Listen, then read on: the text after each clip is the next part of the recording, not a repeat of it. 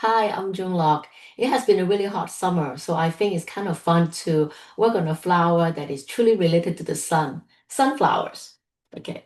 And then in this workshop, like many of my follow workshops, I will work on the structure of the flower. Then we will work on different parts of the flower, such as, like the centers, which is actually a compound flowers, different kind of petals. We'll focus on how to load the brush so you can have different gradation on the brush that when you do the stroke, the each stroke become a petal and yet you have different gradation in it.